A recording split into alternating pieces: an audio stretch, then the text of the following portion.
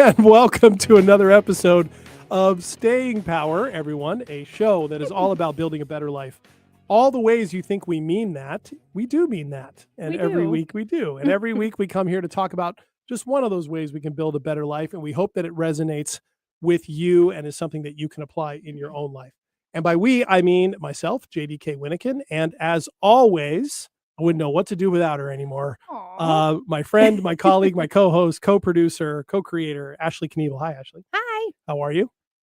I'm good. You're good? I'm good. Good. Yeah, we have a really fun topic today. We do. That's going to tie into some of the fun you've been having recently. Well, fun's one way of putting it. Fun's one way of putting it. Yeah. So today's episode is actually for anyone who's ever made a perfect plan only to watch it burn down in real time. So if that's any of you out there listening or watching on our YouTube channel, then this will apply to you. And they have something in common with me. You have something in common with Ashley, which you're going to hear about in just a minute. And if you are watching on our YouTube channel right now or listening live on 1150 AM KKNW in Seattle, we're so happy to have you here. Also, though, if you end up missing any of this episode or our other episodes, you can catch this as a podcast wherever you get your podcasts. And in the show notes for every episode, you can find all the contact info you need to get in touch with Ashley or myself, stayingpowershow@gmail.com, as well as links to all of our social media feeds, our Patreon site where you can support our larger work, and soon there will be more. So all those different ways to find us. So Ashley, I'm glad you're laughing. Yeah. Because last people had heard from you, really, you were going on a vacation. I was. On a trip. And and something kind of went awry on this trip that you were planning, right? Before we get there though, because I wanted to mention, okay, because our viewers can see this. You're wearing a really awesome t-shirt. Oh, yeah. Let me put that out there. Yeah. Yeah. Just show it to the camera. Yeah, right. But there's a story behind it. Where's it from? Oh, the shirt, for those of you who are just listening and can't see this, it's a grayish black shirt with really bright orange writing on it. It says "Broke the Mouth" on it, and it is the slogan of the Crawl Space Gastropub restaurant in Mercer Island, Washington. Yes. And "Broke the Mouth" is a Hawaiian term when something is really tasty, when it is really good. And Crawl Space Gastropub in Mercer Island specializes in kind of a fusion Hawaiian Asian cuisine that is off the charts. It's good. Delicious. It is.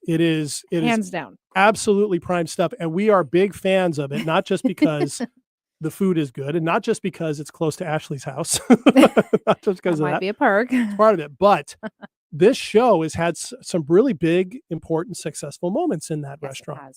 We have come up with show topics. We have expanded the Staying Power Network by signing new podcasts, signing contracts in there. We've gotten some of our best ideas for larger collaboration and building, right, the production side of all this in that place. And they are fun because you can they'll ask for your input on the food. They'll ask for your input on all the drinks. They make design drinks there. It's a really cool space. It's and really the staff are just so friendly and so accommodating. Yep. And anyways, go check them out. Actually, you should go check them out. And that's so I'm wearing their shirt today. Yeah. If you are in the Seattle area, you should go check it out. It's on Mercer Island. It's at the center of everything in this area. And if you visit from out of town, if you're listening to this from anywhere around the world, and we do have listeners around the world. We do. Then you should check it out when you're in town. And that is something we should point out. We hit a big milestone last week. Yeah, we did. We did. We now have listeners on every continent except for Antarctica. Well, as far as we know. Maybe there's somebody really cold there, really isolated listening to the show. But we now have listeners on every continent, which is exciting. So thank you to all of you listeners, wherever you are. Okay. So now, Ashley, we've made everybody wait long enough. That's right. Now we can tell them. I'm sure they're on the edge of their seat. So remember, today's topic is when things don't go according to plan. And Ashley, you were going on vacation and something didn't go to plan. And I mean, it wasn't like everything just went kaput. But long story short, I was in Disneyland. And I haven't been back to Disneyland for some time. So I was really looking forward to this trip. I was going with some really special people. And as things just happened, like midday while in Disneyland, there was an accident that involved a little 5-year-old that I knew. And I got severely stabbed in my left eyeball. By a 5-year-old? Yeah. I mean, he helped unintentionally. Like I said, it was an accident. But holy bananas. That was the most painful Laughing at thing your pain. I have ever experienced. Would not recommend it for anybody. And it just, I mean, it was what it was. And I was really trying to tough through it. And then eventually I'm like, I don't know why I'm trying to be so tough about this.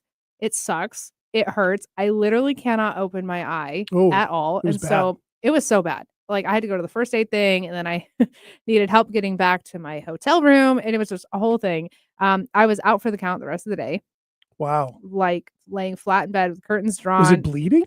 It was not bleeding. So for those of you asking, it like was a abrasion on, I don't know what it's called, but the white part of your eye. So Okay. it's like my eyesight's fine.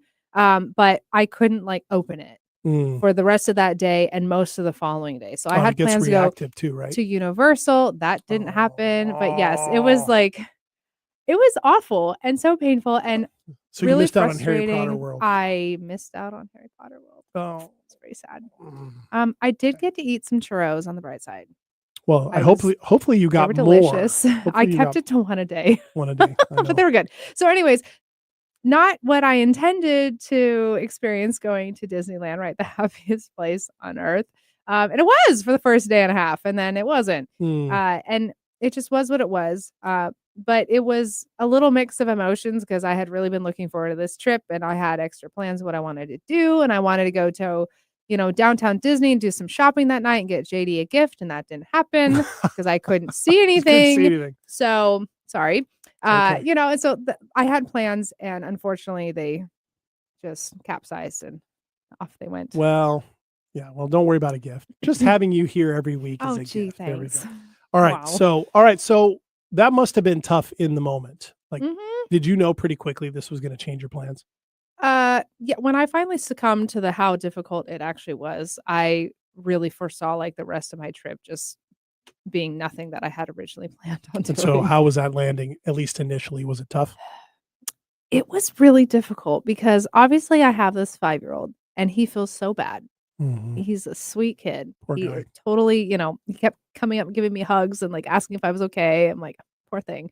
But at the same time, I'm like trying to hold it together so he doesn't see that I'm like falling apart because I didn't want him to feel worse. Like he already felt bad. I'm like, what he knows happened is enough for his little mind to hold. But on the backside of that, I'm like, I can't see. I feel so debilitated. Yeah, that must have been freaky. Like, talk about being blind, both eyes completely shut in the middle of downtown, like Disney and rides and crowds and stuff. It was just not comfortable.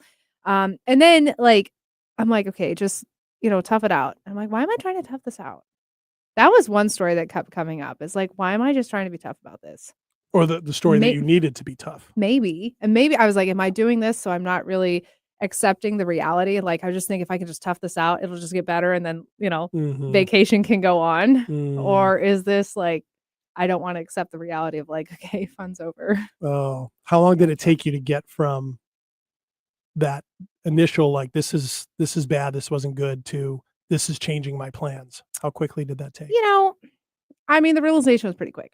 Yeah. But the acceptance of that realization, I mean, I'm a grown up and I was like, it is what it is. So I could either have a pity party or I could just accept it and move on. And I did choose to do that. It took a little bit of time. I mean, I would say like an hour. An hour? And then I was like, all right, well, now what? Okay. So in that hour, what were you doing? Were you feeling sorry for yourself? Were you catastrophizing? Were you putting yourself in the hospital? Were you canceling your plans to go to I was in a first Universal? aid unit. Okay. Getting it checked out. And then which Disney character was working on you? At that point I couldn't see to tell you. So it could have been Goofy, could have been Dumbo. Wow. Could have been Jack Sparrow. Anyway, sorry. I'm having too much fun with this. That's Go okay. ahead. No, I think it was a park official that was helping me out. But anyways, I think, let's see, they were helping me out. And then I remember being taken back to my room. And I mean, that was it. It was done. So it was frustrating. Honestly, I was very calm about the fact that plans were done. Like everything that was set to be what we were going to do and where we were going to go and everything, just that was over. The following day, I was upset we didn't get to go to Universal. I was actually more upset because we literally had just bought those tickets like 2 days ago. Oh. I was like, of course.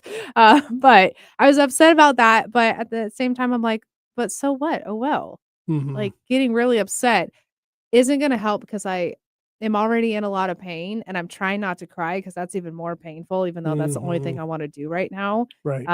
But to be honest, I do think some of the pain was so debilitating that it kind of overtook any other emotion that I could have been feeling at Sure. that point in time. Sure.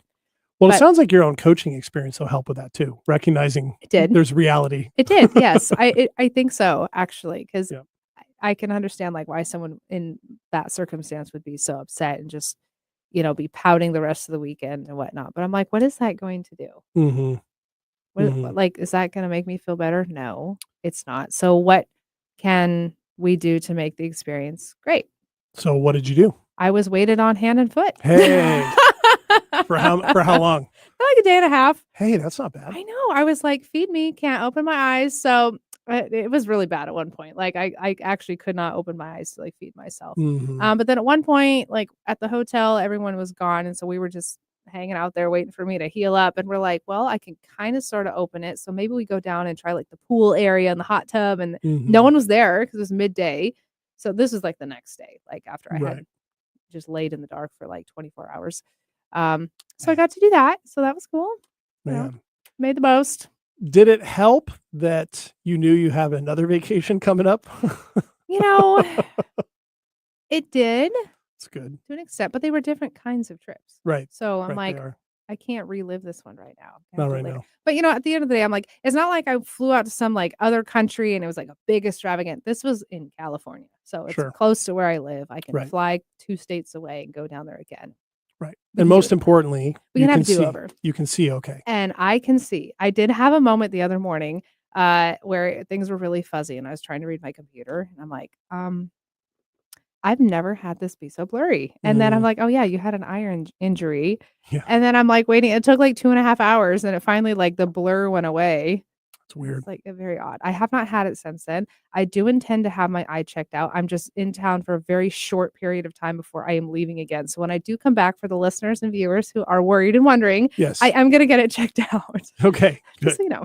Good. Well, so far so good because there hasn't been doesn't you wouldn't know looking at you Oh, here. good. You wouldn't know. It's been off and on, like, leaking and itchy, and so I'm assuming it's healing, but Gotcha. Okay. Well, wow. I'm sorry about that. It was a little alarming when you reached out to me and said, "Hey, by the way," because I hadn't heard from you for a couple days, which was okay. You were on vacation, yeah. right? Not a big deal. He Oh, she has to must hear be from having me a great every time. day. You should- no, Separation I'm issues. just used to hearing it Yes, from yes, you. you And are, so I was yeah. like, "Oh, she's on vacation, no problem." And then you texted me, "Yeah, by the way, I'll respond as soon as I can read Oh my gosh, it because was, like, the I worst text to send. It was so, like, cold and generic. I'm like, "Hi, I had I an can't accident read with your my message. eye." I had an accident with my eye. I'll message you when I can read again." So talk about the stories on my end, like, "Whoa, what happened? Are you" I mean, I had visions of you, like, coming back with an eye patch or having to I go get should have. surgery or, like, you weren't gonna be able to fly back because the Get a pressure in the glass eye. plane. Yeah, there were Yeah, so many places we could have gone. So, although if you'd gotten an eye patch at Disneyland, you could go on Pirates of the Caribbean, blend right in. I know, right? Okay, anyway, I've played that one out. Alright, so, whew, that's a rough story, but okay, but when we come back from the break, let's dig into why these things throw us off when they throw them off. It sounds like you handled yours pretty well Oh, overall, thanks. and so that's good. But none of us like it when the plans we made, particularly the things we're looking forward to the most, when something goes wrong and we see them literally, no pun intended in your case, or don't see them in your case, see them just light on fire, right, and disappear in front of us. What to do with that and how to respond to that is what we're going to talk about today on Staying Power. So come back here in just a minute. We'll continue the conversation. See you in a minute.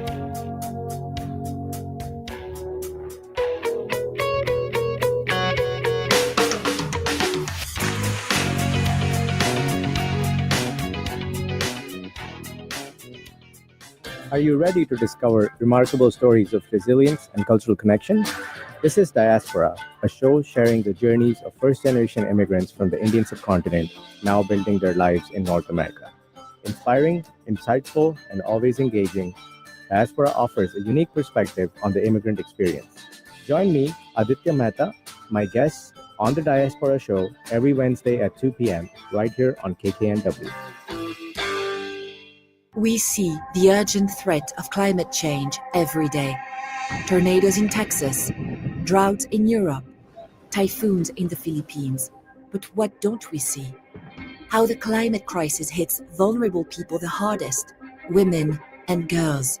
That's why CARE helps the world's most marginalized people build resiliency and fight for a more just and sustainable world. You can help.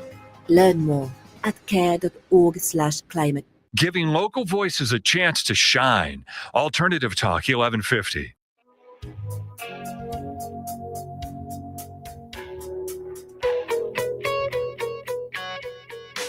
Welcome back to Staying Power. JD here with Ashley. Hello. Talking about when plans go wrong, when things don't go as planned, how do we respond to them? And what are maybe some ways that we can better respond to them? See that tie in, building a better life, better respond. You're so smart. I know. I like to connect the dots sometimes. Nevertheless. Okay. So before the break, Ashley, you were telling us that story, which I'm so glad it's worked out, by the way. I'm glad you're okay. And I'm glad that the disappointment and the adjustment to the new reality didn't take you like 3 days to do, right? No. Mostly that's good.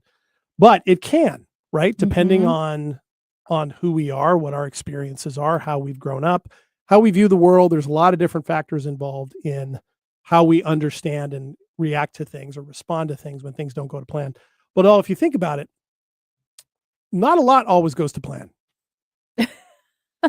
You're not wrong. Right.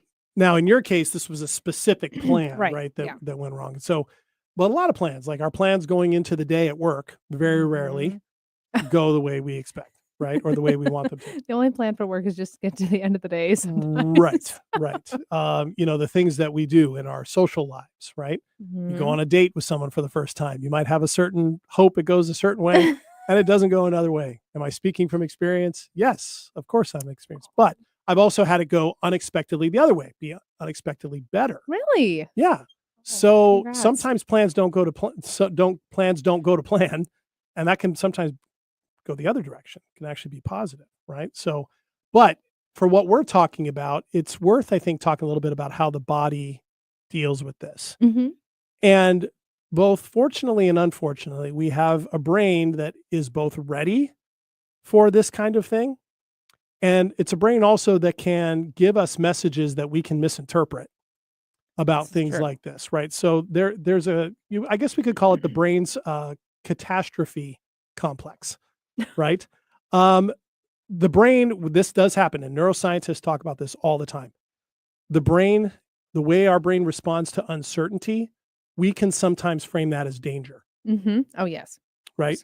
That something that is uncertain, therefore, because it's uncertain, is dangerous. The very nature of its uncertainty means risk, means we can't anticipate something, all that stuff.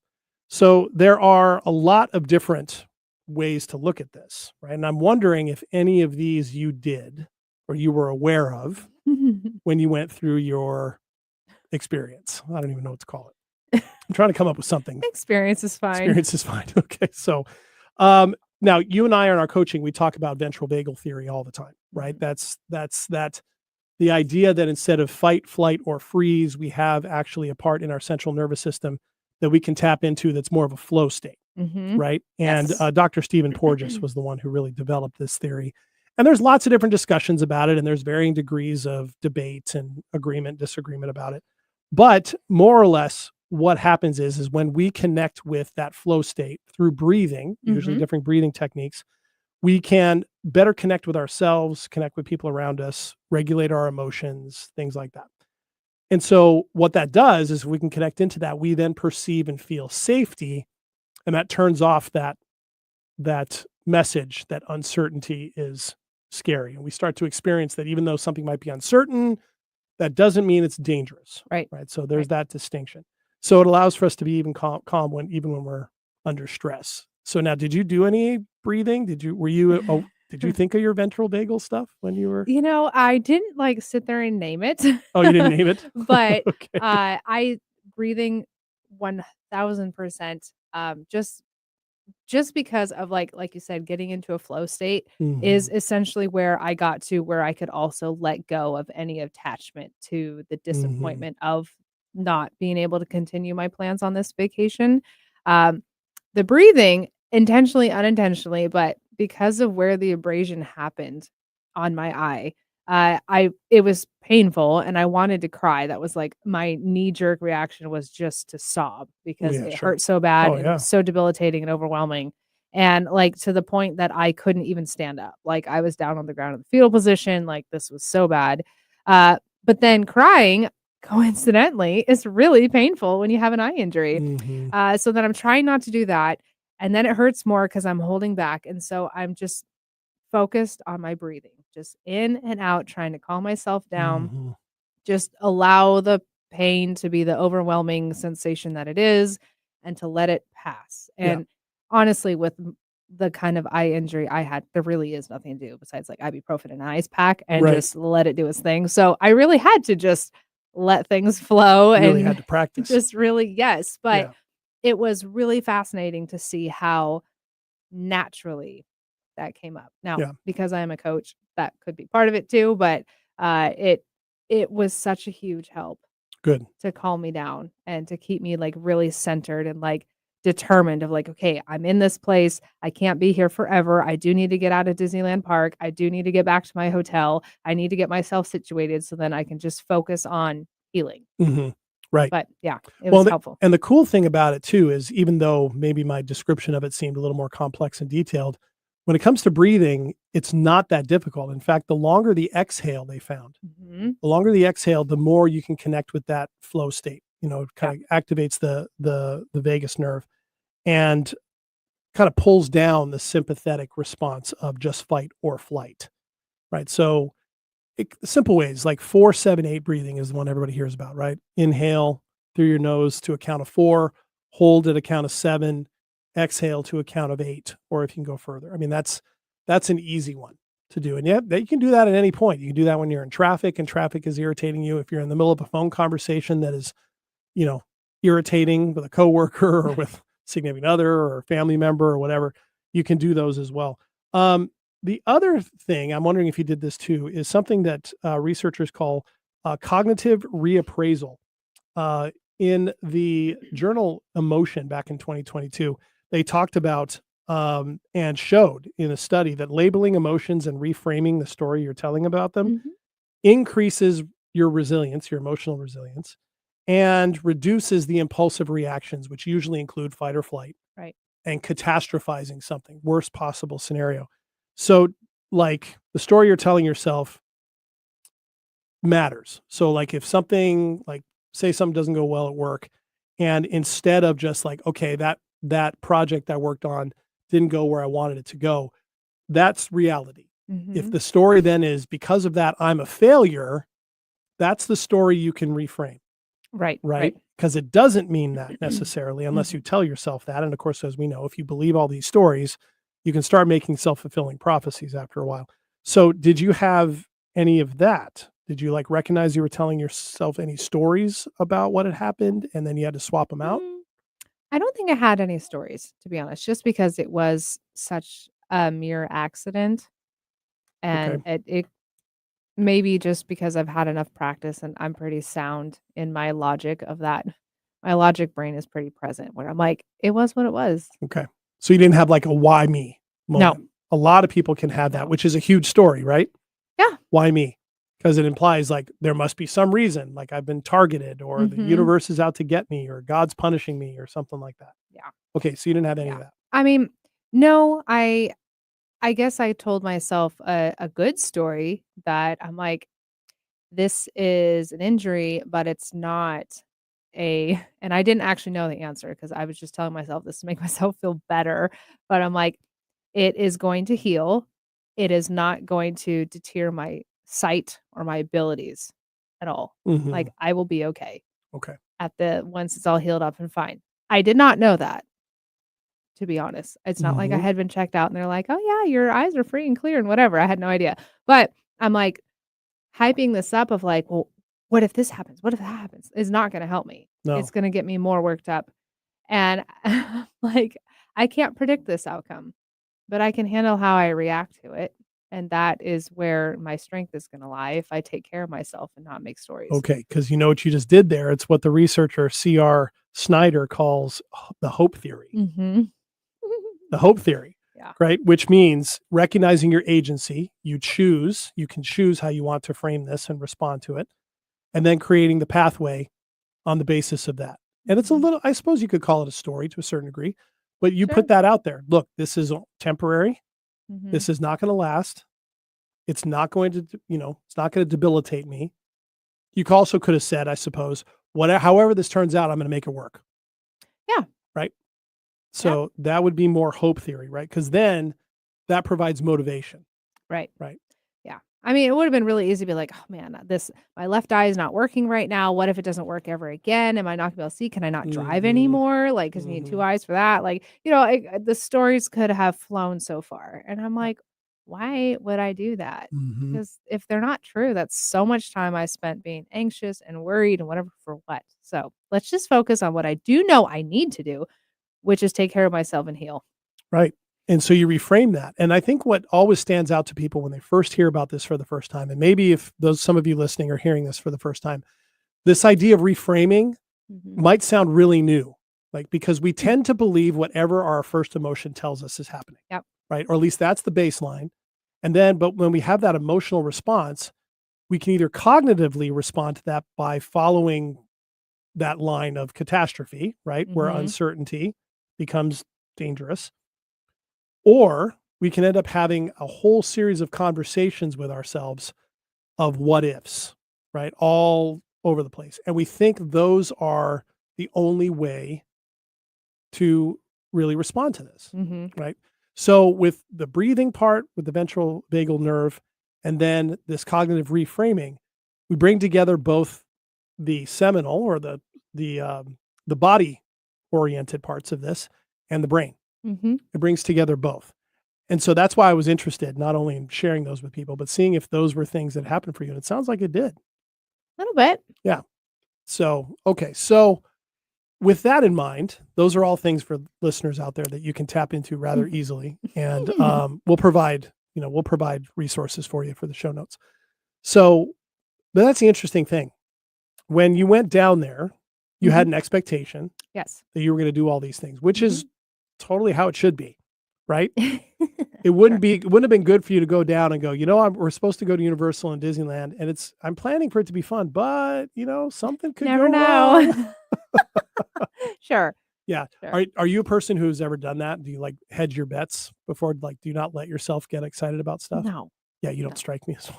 No. So, I mean, like, I'm not one of those, like, was it hope for the best, plan for the worst? I don't understand that. I mean, I certainly hope for the best, and I'm ready and excited to dive into the best of what it's going to be. I understand there's certain circumstances where you never know what's going to happen, and I understand those, but I'm never like hesitant to fully enjoy something because of what if. right. Waiting for the other shoe to drop. Yeah. Yeah. I wear both shoes. I don't know. You wear both shoes. Both shoes or no shoes, one of the two. Well, and as I said, kind of as a throwaway comment a minute ago, that why do we expect things always to go to plan when, if we really stop and think about it, oftentimes they don't, right? Or even if something goes forward, we don't experience it the way that we expect it to, or perhaps the way we hope to, or perhaps the way we feared to, right? It tends to be different. And so if we make these plans, why are we shocked? It's ironic. We make these plans. We know that they don't often go the way we expect them to, for good or for bad. So why are we shocked when they don't go to plan? I'm not saying you need to answer that. Sure. I'm just wondering. Well, I mean, it's an interesting question because it's like I feel like there's a lot of plans, intentions, however you want to word that. That can be applied for really grandiose things like trips and vacations and, making grand moves, whether it be in like a job or location, whatnot, or even to the simplest things of like, I'm going to sit down in this chair and I'm going to plan that it's going to hold me and not break. Or I'm going to go out to my car and I'm going to turn it and it's going to start and we're going to go off to work or wherever we're going and it's going to be fine. Right. And these are unintentional. No one thinks about a chair before they sit down in it. Right. They don't think like, is this going to break? Right. No. At least I don't think so. Short of a real obvious problem. Or short of something like otherwise, it's like you don't even consider the thought because you've already intended like this is going to work out for me. Right. So I feel like there's the side of it where it's like really intentional. You made these big plans or whatever. And I think because there's a risk to it, Mm-hmm. that is where people can get really shocked and disappointed because they're like, well, why should that have happened? Why couldn't it have just gone the way I wanted it to? Right. And Right. you can chop it up, well, that's life, Mm-hmm. because sometimes that is life. Sometimes it's something you did wrong to mess things up. Maybe you booked your flight the wrong time and then you missed the boat for your cruise or whatever, and there goes that. Or it could be like you were driving to the airport to take a flight to get on your cruise and you got in a really bad car accident because somebody else ran a red light. Now you're in the hospital. Mm-hmm. Not your plans at all. Right. The other one, your fault. Right. You know, Right. like- Well, and what's interesting in both of those cases, it seems to me, whether we're planning for it or whether we're catastrophizing over possibilities or not, there's this belief we tend to have, particularly in the culture we live in, that if you make your planning perfect, you will get the outcome you're looking for. Mhm. We may not say that to ourselves, Right. but then we say, okay, if in order to mitigate all these or reduce the possibility of things not going the way I plan, let me plan it to death. Yeah. Let me plan every single thing so that we leave nothing to chance. Right. But even that you can't, But you can't. because there's so many other variables that have no control Right. in your hands. Right. Like, what are other people going to do? What decisions are they going to make that's going to domino into your life? Mm-hmm. Or, like, what if a mechanic didn't do something right in the airplane and now they have to do maintenance on the airplane? That has nothing to do with you. You could have planned everything to a T. Yep. Now the plane doesn't work. That's right. Well, and and we talk this show, when we talk about building a better life, we're talking about really developing resilience Mhm. and recognizing that life happens on life's terms. And It does. whatever our plans are, it very rarely works out that way, perfect planning or not. But here's the thing about resilience, right? If it was about planning and doing it really well and being able to predict that everything was going to work out, it wouldn't be resilient. Mm-mm. It would just be good planning, Yeah. right? We'd still be softies. Right. Resilience is about, to what degree are we responding or reacting to what happens when things don't go to plan? Mhm. Because when things go to plan, we don't have anything to react or respond to, except Right. maybe just like, hey, my plans worked out. Mm-hmm. And then chances are we start worrying about the next thing, right? Start planning the next thing. Right. But resilience is about how we respond to these things. And what I found interesting about, the way you answer those questions was you found ways to respond after your initial reaction that turned it around within an hour. That's Yeah, pretty it's great. good, I Ashley, mean, getting stabbed in the eye. Thank you. Yeah. And I think it's twofold. One, I would say like I said, the pain was enough that I'm like, I don't have time to worry about anything else. Like, this is Mhm. so fully encompassing. But also I did have enough fun in the front end, I could say. Like, That's I good. did get to experience a whole day and a half-ish of the parks. It's not like it happened within 2 hours of me getting there. That's true. So I did already have some fun. That might have helped me a little bit, but I'll still take credit for flipping it 1 hour. Yeah, Thanks. it's pretty good. It's pretty good. I'm not sure how many of us could do that. All right. Well, when we get back from our second break, not only will Ashley and I continue with this conversation and give you some things to think about, maybe to work on and try out yourself when things don't go to plan, but we'll also have our weekly segment. This week it is the 2 minutes of triumph. So we will be right back after these messages. See you in a minute.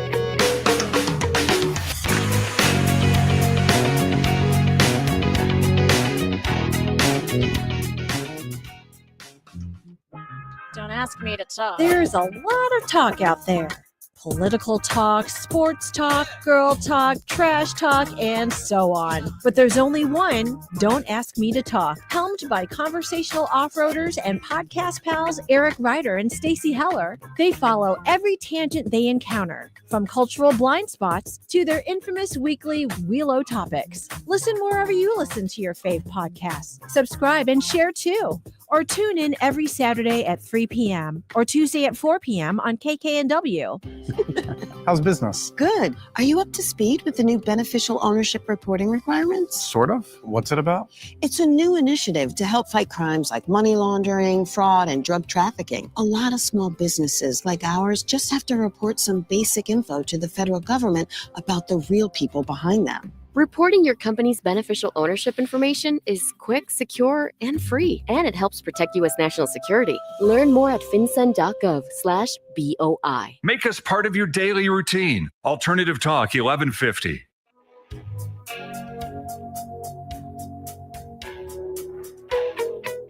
Welcome back to Staying Power. JD here with Ashley. Hello. And we are talking about when things don't go to plan and how really our responses and our expectations really are what determine how we're going to respond to that. I mean, and what that's going to mean for us. And we suggested with a couple of things, some different ways of approaching these. Breathing techniques work, reframing the story in your head works, and kind of focusing on setting a goal that you can pursue, right? A hopeful goal for something. Because we can recognize the reality of something and still hope and act towards a better solution, right? That's easy to do. So, all right, Ashley, before we start talking about some things that we can do and some of the larger meaning of all this, let's do our weekly segment where we each take 2 minutes to talk about this week, something that was a triumph in this week to share with everybody, as opposed to a terror. You already talked about your terror, right? It was enough. All right, so let's go ahead and do that right now. Here we go. 2 minutes of triumph.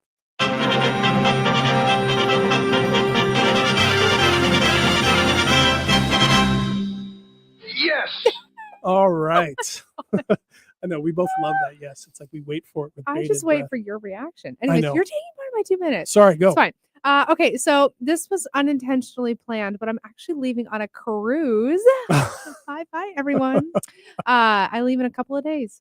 So Okay. I'm getting it. Unintentionally a do-over, but on a much grandiose scheme. Right. You already had it planned. Yes. Oh, Okay. yeah. Actually, this one was booked before Disneyland, so this just ended up working out. But it's a week and a half. Nice. Going over to the Hawaiian Islands. I have to fly over there. Okay. Putz around on the islands for like a couple of days. I did say that. You did say. I hop on the cruise ship and we stop at a few islands is what I should have said. Thank you, JD. You make old jokes about me all the time, and you bust out a really old word, putz around. I'm just trying to, That's funny.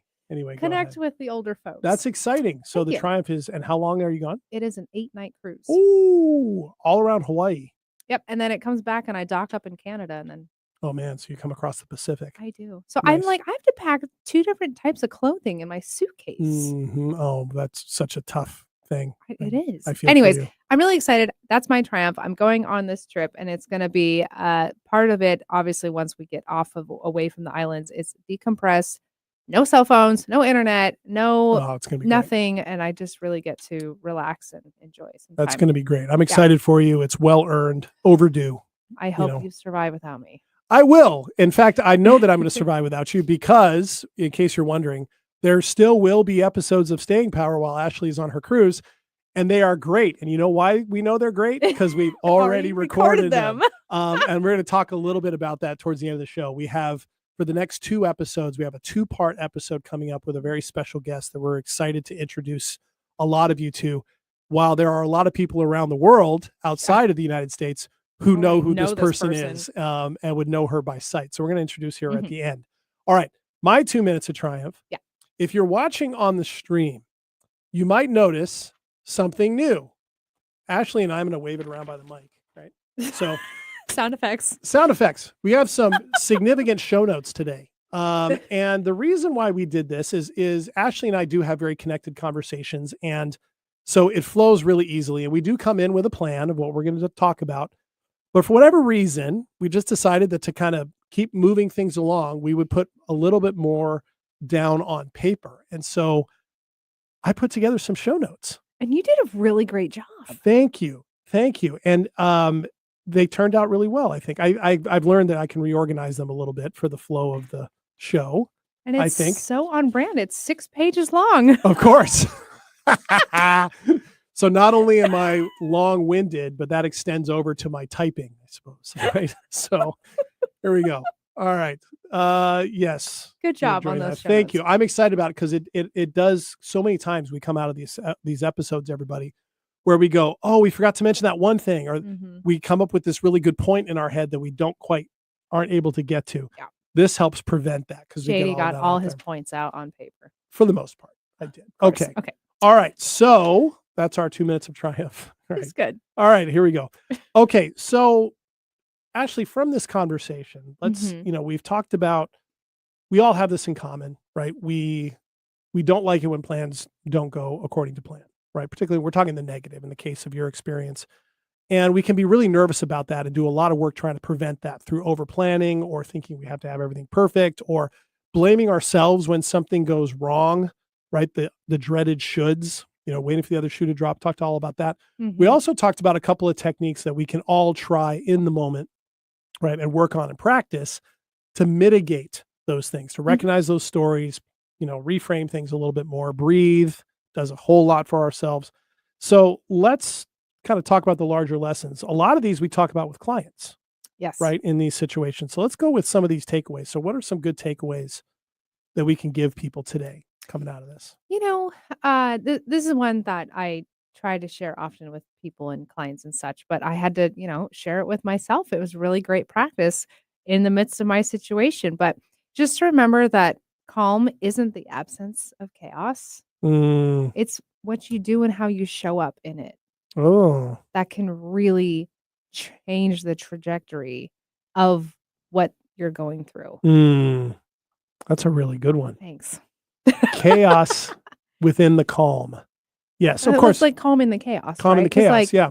you're in a chaotic situation, it's really stressful, you're anxious, or something didn't go according to plan, and so on and so forth, and I do remember that was something breathing and whatnot, I tried to remain calm and present Hmm. so I could actually get through this, and I think that was so much better and self-serving for me as opposed to, like we said earlier, making up stories and getting all upset and getting Hmm. my emotions rising, and instead of, like, helping my body, because at the time, in this specific example, my body was my ally.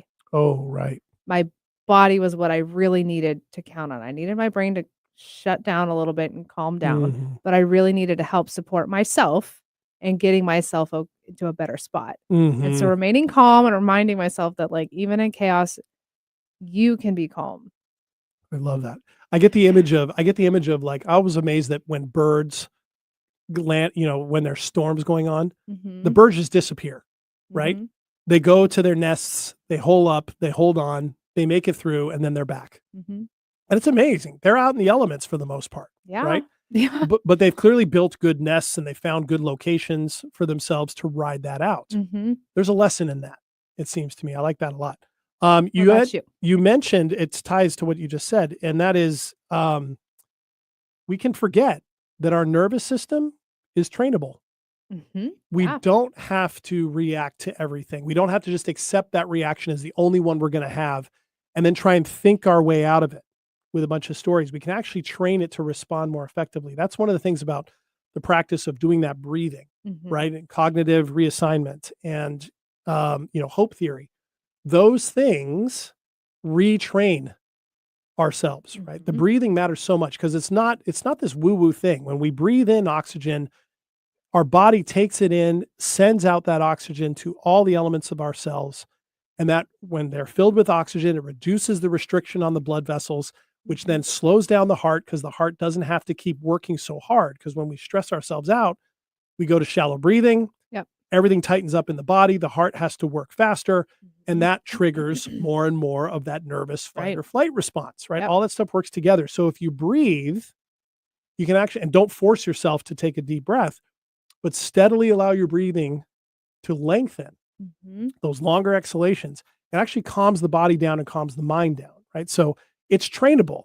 Yeah. We aren't at the mercy of those things, That's right? well, I mean, you think, like, if you really stop and think about it, there's really grand examples of Mhm. this, like firefighters, police officers, paramedics, Mhm. military, people who, in order to help others, have to put themselves in environments that are Yep. highly stressful, Yep. that so much is going on, but they have to remain calm. They have Mhm. to keep a clear, present mind because they need to handle a situation, and most oftentimes, they have to help somebody else who Mhm. is under distress or not even conscious or whatever the situation. So, it's very true that you can actually reprogram yourself. Well, and one of the key trainings, if you ask any first responder, one of the key trainings they go through and they practice all the time is breathing. Mm-hmm.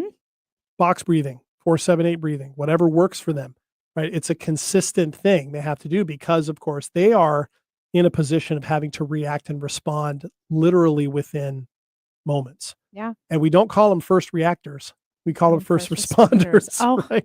nailed that Right? one home. Right. And Underline that's and part bold. of it. And it's not just about the training that they know what to do medically or they know what Mhm. to do technically. They know what to do intellectually and somatically. That was the Mhm. word I was looking for earlier. In their bodies, somatically. Okay, so it's trainable, starting with the Mhm. breath. What else you got?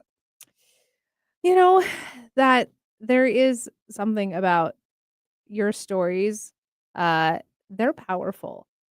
They are. The stories we tell ourselves in emotional Yes. states, right? And even in my example, you can use them in a good way to empower yourself. Like you said, like the hope theory.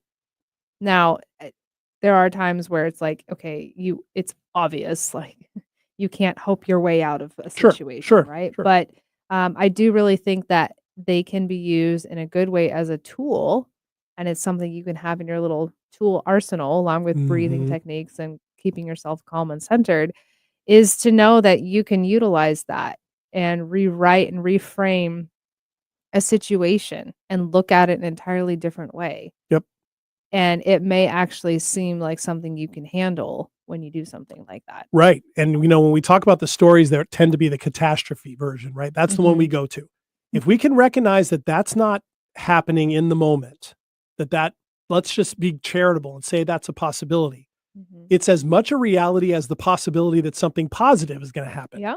Yeah. So if both are not in the reality of the moment, both are possible, right? Mhm. And if both are possible, it seems that we can choose to hope for, focus on, pursue the one that's more positive as opposed to obsess, worry, react to the negative one, Mhm. right? That of course we're so fearful is going to be the one that actually happens, Well, right?